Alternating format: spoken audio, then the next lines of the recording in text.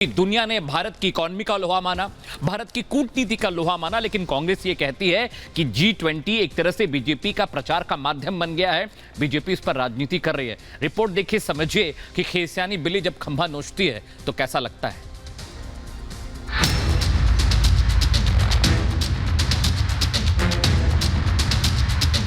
भारत की G20 अध्यक्षता inclusive, ambitious, decisive और एक्शन ओरिएंटेड होगी। कांग्रेस का दुष्प्रचार, G20 में दिखे हार।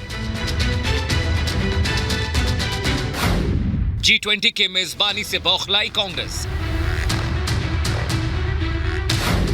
कांग्रेस ने G20 को इवेंट मैनेजमेंट बताया।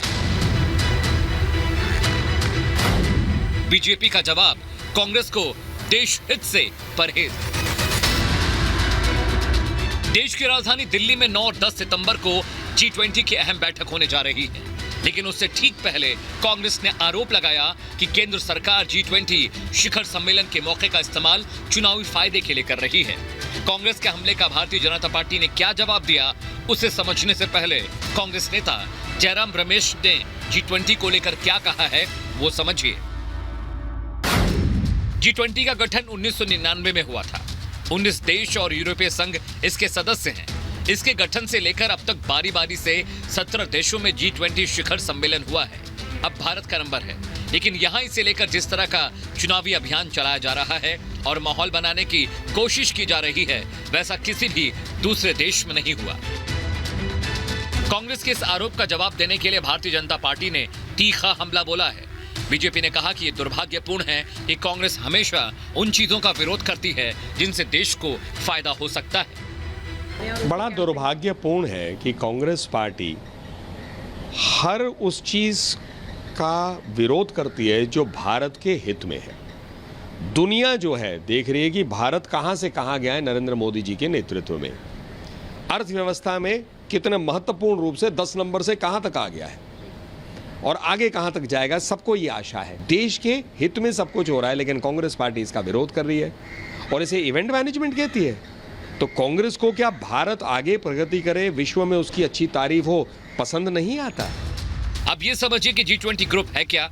उसके बाद आपको बताएंगे कि कांग्रेस नेता जयराम रमेश ने G20 समिट को लेकर जो कुछ कहा वो मौजूदा हालात में बिल्कुल भी मौजूद नहीं है। G20 दुनिया के 19 बड़े देशों का एक समूह है। यूरोपीय यूनियन भी इसका सदस्य है। G20 का गठन 1999 में हुआ था। वैश्विक अर्थव्यवस्था को बढ़ाने पर मंथन इसका मुख्य फोकस था। G20 का मकसद आर्थिक सहयोग बढ़ाना था। 2008 की मंदी के बाद शीर्ष संगठन में तब्दीली हुई। G20 का कोई स्थायी मुख्यालय नहीं है। हर साल सदस्य देशों में इसकी बैठक होती है। G20 समूह में कितने सदस्य हैं, आपके लिए वो भी समझना जरूरी है। अर्जेंटीना, ऑस्ट्रेलिया, ब्राजील, कनाडा, चीन, यूरोपीय यूनियन, भारत, फ्रांस, जर्मनी, तुर्की, इंडोनेशिया, इटली, जापान, मैक्सिको, रूस, सऊदी अरब, दक्षिण अफ्रीका, दक्षिण कोरिया, यूनाइटेड किंगडम और अमेरिका। कांग्रेस नेता जयराम रमेश ने अपने बयान में 1983 के 100 से अधिक देशों के गुट निरपेक्ष शिखर सम्मेलन का जिक्र किया, लेकिन 1983 से लेकर अब तक सब कुछ बदल चुका है। 80 के दशक से नए भारत की तुलना बेमानी होगी। G20 दुनिया की सबसे मजबूत इकोनॉमी वाले देशों का समूह है और भारत इस वक्त G20 देशों में 5वीं सबसे बड़ी अर्थव्यवस्था है। ऐसे में भारत के जरिए G20 की मेजबानी के बाद दुनिया ने भारत की कूटनीति और मजबूत इकोनॉमी का लोहा माना है। और रही बात G20 के लोगों की, तो कमल भारत का राष्ट्रीय पुष्प है, उस पर कैसी आपत्ति। Bureau report, Republic Bharat.